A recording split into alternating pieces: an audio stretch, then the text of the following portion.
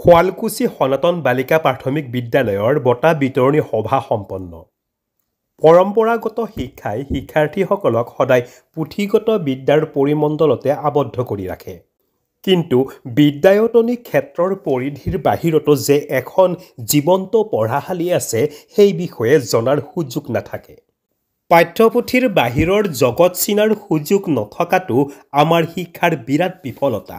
আজি শুৱালকুছিৰ সনাতন বালিকা প্ৰাথমিকৰ বিদ্যালয় সপ্তাহৰ সামৰণি কাৰ্যসূচী বঁটা বিতৰণী সভাত বিশিষ্ট অতিথি হিচাপে ভাগ লৈ বিশিষ্ট শিক্ষাবিদ পৰেশ বৈশ্যই এইদৰে কয়।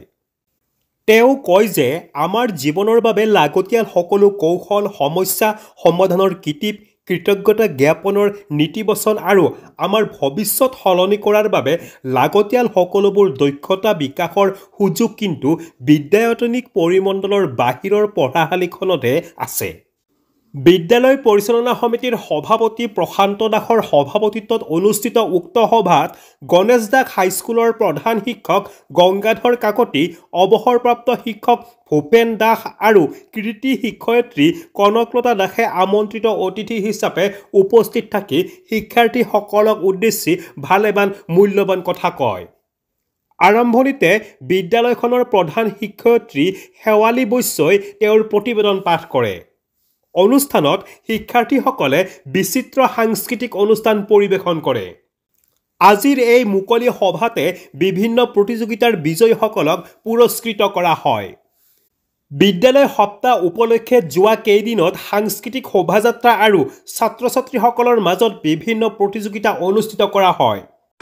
মোটামুটি তাৰপিছতো যদি আপোনালোকে নিজৰ সন্তানৰ কাৰণে সময় দিবৰ কাৰণে যদি আপোনালোকে চেক্ৰিফাইচ নকৰে, যে মোৰ সন্তানটোৰ কাৰণে মোৰ দিবৰ সময় নাই, তেতিয়া কিন্তু আপোনালোকে কিন্তু সন্তানৰ পৰা খুব ভাল এটা আশা কৰিব নোৱাৰিব। আপোনালোকে তাৰমানে এনি কষ্ট, যিকোনো ত্যাগৰ বিনিময়ত নিজৰ সন্তানৰ কাৰণে আপুনি যেতিয়াই আপোনাৰ সময় দিব লাগে আপুনি তেতিয়াই সময় দিব লাগিব। এই কথাটো আপোনালোকে মন কৰিব। মই যিখন স্কুলৰ প্ৰিন্সিপাল আছিলোঁ তাত কিন্তু মই এই ক্ষেত্ৰত বহুত ষ্ট্ৰিক্ট আছিলোঁ। আমাৰ মিটিঙত অভিভাৱকে যদি টাইমত নাহে তেনেহ'লে তেওঁ আৰু সোমাব নোৱাৰিব। 10 মিনিট কেৱল এক্সট্ৰা থাকে, এই 10 মিনিটৰ ভিতৰত নাহে যদি তেওঁ আৰু যাব লাগিব আৰু, কাৰণ আমাক নালাগে আৰু তেনেকৈ কৰিব। গতিকে এইটো অলপ দেখাত কথাটো শুনাত অলপ ৰুঢ়, কিন্তু আমি সদায় সময়মতে আহিব লাগে, সময়ত কাম শেষ কৰিব লাগে। আপোনালোকে সাজে সন্ধিয়াই ঘৰ পাব লাগে। এতিয়া সন্ধিয়া আহিল, মই